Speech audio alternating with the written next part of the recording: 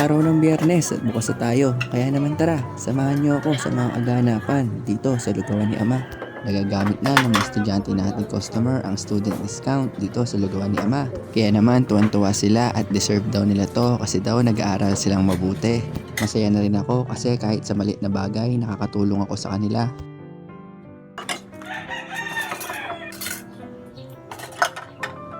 Madalas nga palang customer natin ay matatanda kaya minsan hindi na sila nakakababa para bumili ng lugaw. Kaya naman tayo na lang mismo ang naghahatid. Dali natin to. Matanda ay bumili.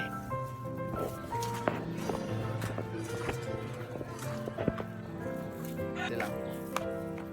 Lang tita.